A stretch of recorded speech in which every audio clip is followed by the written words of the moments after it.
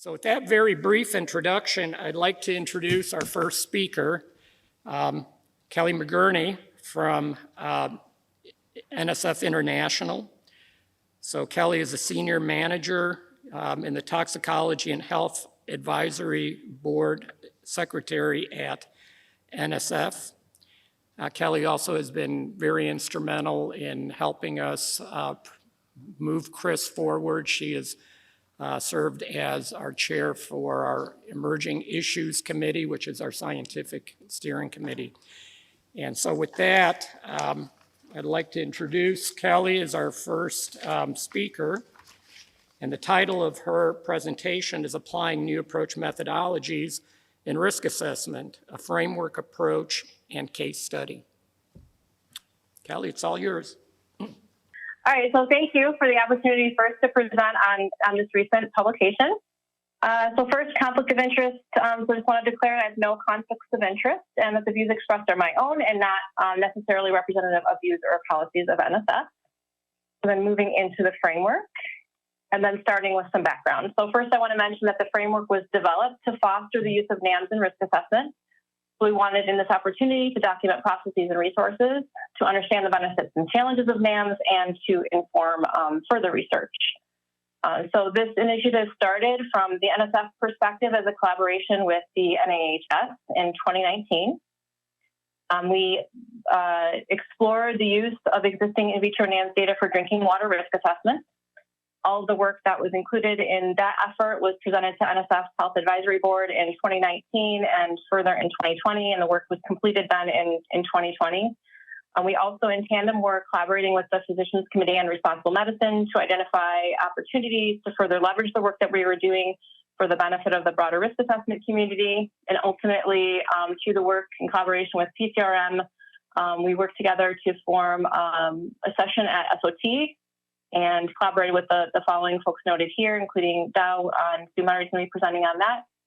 And then finally, after a subsequent presentation to the Health Advisory Board on the initial framework that was developed as part of the SOT workshop, we published that earlier this year.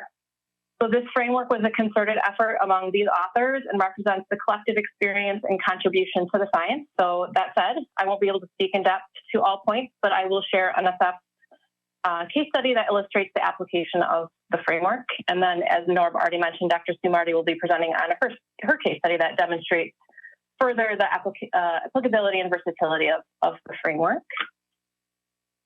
The framework is as follows, and is intended to provide a high-level decision tree for risk assessors to utilize and generate in vitro NAMs data. And this is to derive human equivalent internal or external doses and to utilize this information to derive a comparative reference dose or to calculate a margin of safety. The framework has four main parts. The first includes framing the assessment, and this addresses development of the problem formulation and the associated analysis plan, key components of the assessment, and to initially consider toxicokinetics in data generation and interpretation. The second piece is regarding dynamics and bioactivity. So this part considers what is known or can be predicted about the toxicity of a compound to determine whether a targeted endpoint evaluation utilizing adverse outcome pathway to identify key events to measure within in vitro assays could be applied, or whether or not a non-targeted endpoint evaluation would be conducted. And then identifying, in the event that a key event could be measured, whether an appropriate method were available that could be applied, and if not, to generate that data. And then moving into section 3, which is method interpretation. This takes a deeper dive into data interpretation, reconsiders toxicokinetics and whether bioactivation is relevant, such that the tablet data may be important. And finally, a reminder that any data that would be available would need to be conducted in a dose response format in order to utilize it for in vitro to in vivo extrapolation. And then the final part is the kinetics section, which includes both forward dosimetry and reverse dosimetry approaches. It considers uncertainty and variability. And then finally, the estimation of the comparative reference dose or calculation of margin of safety. The publication then attempts to identify the available resources and tools associated with each decision point within the framework to guide the risk assessor through the process. Important to note that several other frameworks have recently been published on NAMs as well. And what's different is that each of those touch on points within this decision tree, but doesn't provide that kind of higher level guidance for applicability. So into risk assessment. So then all of the resources and tools behind each of the decision points is provided in the framework, which includes all of those decision point level framework publications. So the best way to illustrate the use of the framework is to provide information on our case studies. So that's what I'm going to do going forward. So this case study was for a drinking water contaminant for endocrine endpoint for a defined adverse outcome pathway, and therefore the targeted assessment. The assessment used the existing data from ToxCast and the related supporting publications on method interpretation. Finally, the IVIVE portion used reverse dosimetry and identified a human equivalent administered dose and a comparative reference dose. And the pathway through the framework is blocked out in red. Okay, so regarding problem formulation, we wanted to answer the question, would QIVIVE-derived RFDs for endocrine activity compared to conventionally derived RFDs using animal studies? So as part of the analysis plan, we had 3 portions. So first, incorporating known adverse outcome pathways associated with apical outcomes to integrate across select assay types for interpretation, estimations, and predictions. Second, contextualize the derived value by leveraging read across or reference chemicals across the data set. And then third, identify any interpretive hurdles and application of QIVIE for risk assessor in achieving the desired outcome. Key components of the assessment were identified as follows. So first being that the chemical needs to be a known contaminant in drinking water. Secondly, that current drinking water criteria should be available and peer-reviewed by the Health Advisory Board of NSF. In other words, an oral reference dose would be available. Thirdly, the compound should be endocrine active in more than 50% of the ToxCast estrogen receptor screening assays. Fourth, we would want to have comparative level 3 and level 5 animal data for endocrine activity. So we looked for eutotrophic assays, which is relevant to estrogen receptor agonism. And then the level 5, which are more decisive assays for interpreting endocrine disruption, which would include a 1-gen or a 2-gen repro-dev study. And this is with reference to OECD's guideline for evaluating chemicals for endocrine disruption. And then 5, bioactivation should not be necessary, or there should be data on the metabolites if active. We had 2 chemicals that were included in the NHS collaboration, but we have only one presented here and only one was published just for the sake of brevity. So this case study looks at benzophenone, which is a weak estrogen receptor agonist. It's metabolized by reduction to benzhydrol through the major pathway, which is ketone reductase. It's also oxidized to para or 4-hydroxybenzophenone through cytochrome P450 monooxygenase systems. Benzophenone is metabolized fairly rapidly with concentrations of the parent and benzhydrol and the para-hydroxybenzophenone in the serum after 6 hours of oral exposure. So this is important because if the parent and metabolites are both active, there may be tissue interaction with extended duration of tissue exposure. And we also note that benzophenone was observed to be a potent inducer of CYP2B and a mild inducer of CYP1A1 and 2A, which was important for the overall risk assessment as ultimately the most sensitive critical effect for the oral FD was a liver endpoint. With regard to endocrine disruption, we did have available uterotrophic assay data, and this is important because we want to identify whether or not benzophenone and or its metabolites were active. So these data is a summary of 2 different publications and looking at benzophenone and its metabolite. So noting that the 4-HBP is the active metabolite. So we see a dose response increase in uterine weights from the uterotrophic assay. We note that benzophenone was more mild, but also increased uterine weight, but that the benzhydrol metabolite was not active. And then interesting to note that in the presence of ethinylestradiol, that the 4-HBP showed a non-monotonic dose response, but we don't believe this is because there's varying modes of action, but that it's likely that 4-HBP induces competitive inhibition of ethinylestradiol at the estrogen receptor. And with regard to the adverse outcome, the focus would be on the organ level evidence of estrogen agonism, such as increased ovary weight in the 1 or 2 gen study. And we happen to have a 2 gen study where we did see increased ovary weight at the highest dose in female animals.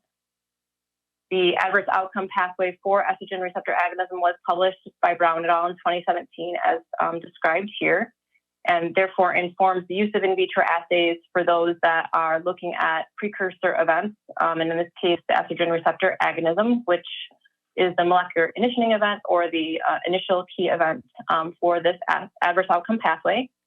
The next question is whether an appropriate method would be available to evaluate the precursor events. So the data that are described here were published by Judson et al. In 2015 as part of the US EPA's endocrine disruptor screening program work. And this describes a battery of assays looking at multiple endpoints in the estrogen receptor agonism pathway and looking at both agonist and antagonist outcomes. And from these assays, which are the assays are represented by the star in this diagram, the scores of area under the curve for agonist and antagonist activities would be developed. In 2015, Brown et al. Demonstrated that this battery of assays would be concordant with results from the uterotropic assays or the uterotropic screening assay. This was based on a comparison of the estrogen receptor agonist AUC scores to the uterotropic AUC. They found 97% sensitivity, so low occurrence of false negative results, and 92% specificity, so low occurrence of false positives across the scope of compounds evaluated within both the in vitro assays and the uterotropic assays. So it was determined that this battery of assays was robust as a replacement for screening level estrogen receptor evaluation. Now we have a robust set of assays. So now we determine whether or not data were available. So as a prerequisite for the assessment, we know that these data were available because that was part of our problem formulation.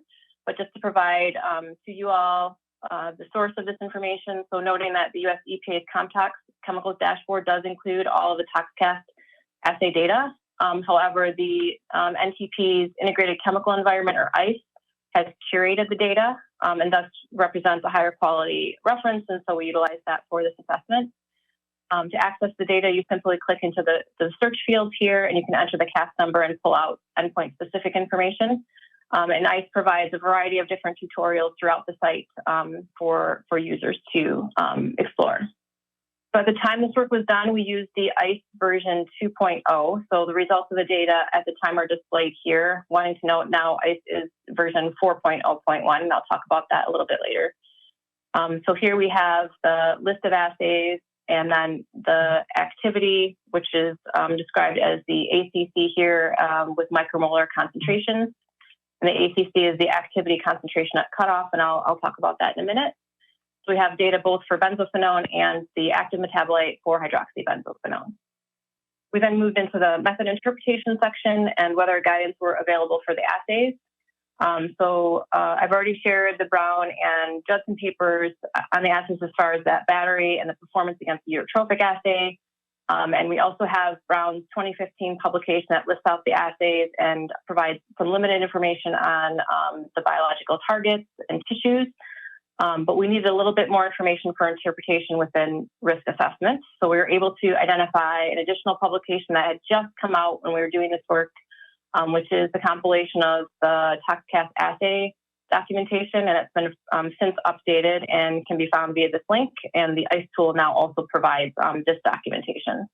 So what was learned from this information is that the design of each of these assays varies significantly, and therefore the assays themselves are difficult to compare to each other.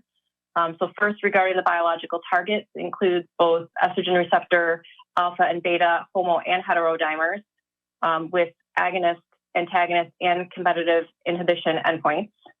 Also, the biological responses differed, and those being measured, and that was described in the Judson paper. The analysis method was also different, so sometimes we have radioactivity, fluorescence, bioluminescence, and electrical impedance. Metabolic competency was limited to none for most of the assays, with the exception of the adagene assays, which did provide some phase 1 and 2 activity. The cell lines with tissue type varied across the assays. So as far as the sensitivity of the tissue or perhaps even a varying mode of action couldn't be compared across the assays. And then as far as the positive control, those also varied, and we included agonist positive controls and antagonists, or sometimes none. And then the activity measure also varied across the assays, where the activity was described as either a gain or loss of signal, sometimes normalized to the activity of the positive control, sometimes to the vehicle control. So overall, it was difficult to compare assays to assays as far as the interpretation of mode of action, the way that the data were presented in the ToxCast, in the ICE tool, and because of that, we couldn't utilize any one assay for our risk assessments. We kind of looked at the battery as a collective set. However, because the data were generated in a dose response format, we still had the opportunity to derive comparative points of departure across the assays. So the assays, as I mentioned, were generally conducted in a dose response format and over several orders of magnitude, up to 100 micromolar. So these data were plotted and modeled to identify the best model fits so that the AC50 could be identified, which is the activity concentration at 50% of the maximal 100% response, which is the blue dotted line here. The ACC is the activity concentration at the statistically significant cutoff of the assay, which is described by this gray line in the graph here. And then we have the percent activity, which I mentioned could be loss or gain and may be reported relative to the percent activity of the positive or vehicle control. And then finally, the cutoff of the assay varies. So it may be derived as the baseline median absolute deviations from baseline, which is a signal to noise, or log twofold induction compared to vehicle control, or compared to the two lowest test concentrations of the assay. So even kind of comparing the results of each assay to each other was a challenge.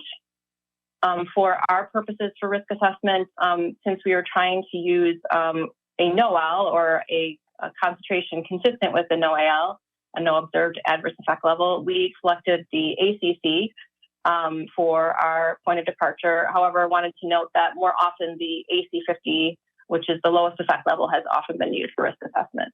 So now that we understood the data a bit better, we moved into the QIV-IVE portion, and in this case, using reverse dosimetry, as the external dose wasn't known, and our intention was to identify a comparative point of departure. I'm not going to go into the detail about the PBK models here, but just wanted to note that we used the recommendation from NIHS, which includes the first line item here, which is the one compartment model. This provides an estimate of steady state concentration in plasma, and the three compartment model, which estimates Cmax. There was a glucuronidation model that was in beta version, but wasn't recommended at the time, so we didn't utilize that. For the parameters for the model, both the fraction unbound and intrinsic clearance are required. And in the ICE 2.0 version, these parameters were estimated from PhysChem data.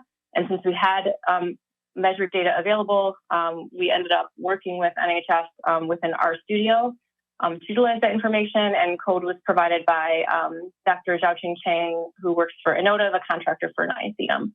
The parameters that were included in the PBK models was the ACC, as I already mentioned. Species, we used both the one compartment and three compartment models, an oral route of exposure, a 24-hour dosing interval for the three compartment model, 90 days duration, again for the three compartment model, and then the assay correction was the fraction unbound.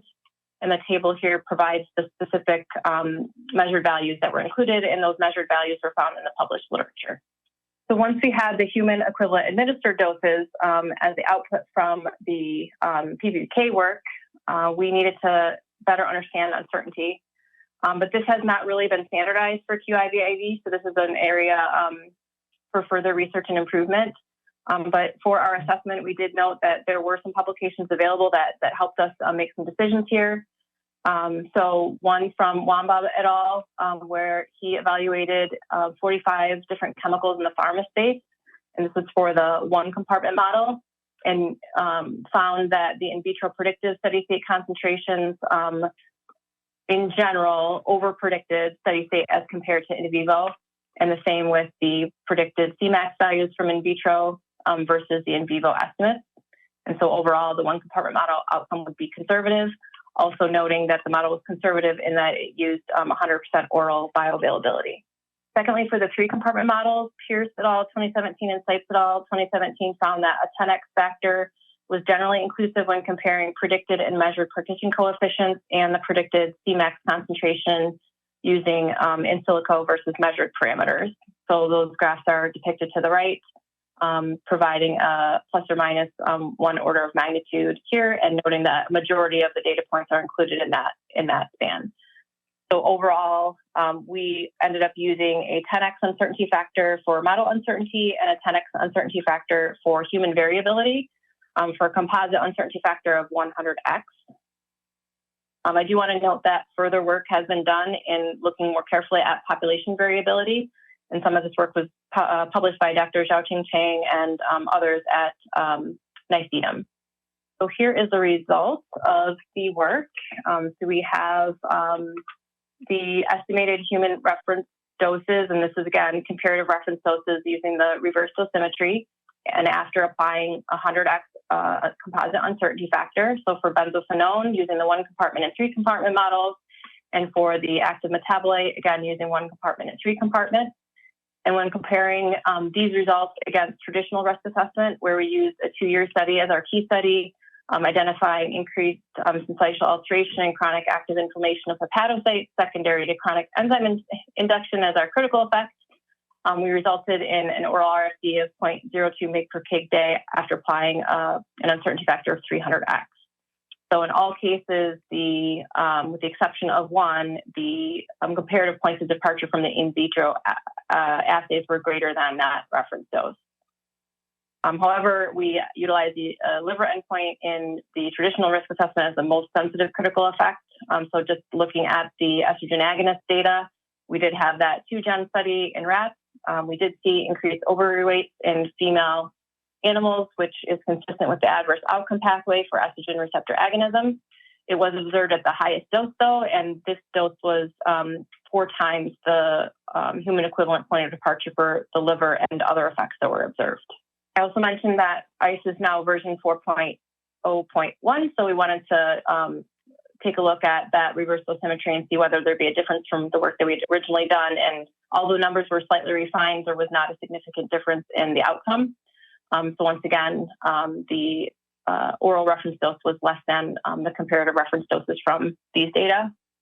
And then finally, for those that are interested, did want to note that there were additional assays available for nuclear receptors for CAR and PXR that influence enzyme induction, which ultimately had relevance for our most sensitive critical effects selected. And when looking at the reverse dosimetry for those assays, the comparative reference doses also suggest that the QIVIVE had a similar result to the conventional risk assessment. So overall, conclusions with regard to the estrogen receptor assays is that they do vary significantly in duration. The ER dimers are different, cell type, endpoints, positive controls, how they're analyzed, and the percent activity reported. You can't currently differentiate between agonist and antagonist modes of action in the way the data are presented. And then most of the assays have limited metabolic capacity. So overall, the human equivalent administered doses that were identified from these assays cannot be used directly for quantitative risk assessment at this time, nor were they designed to be. They were designed to be screening assays, so it makes sense that that's the conclusion here.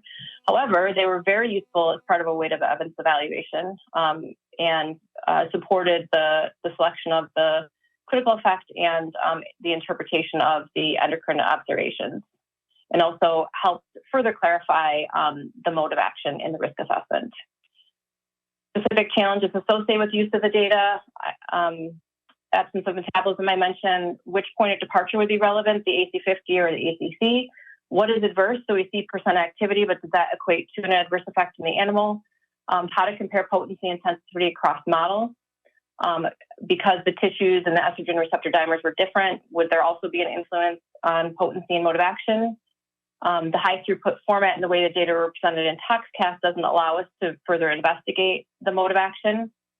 The concordance of these assays were against the in vivo screening assays, not the higher tier studies, so that would be helpful comparison.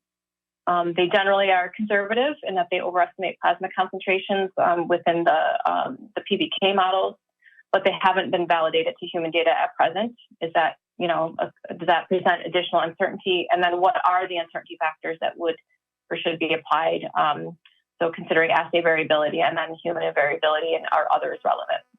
So acknowledging the folks that help support the work and our HAB membership and the rest of the framework manuscript authors. And with that, I thank you for your attention.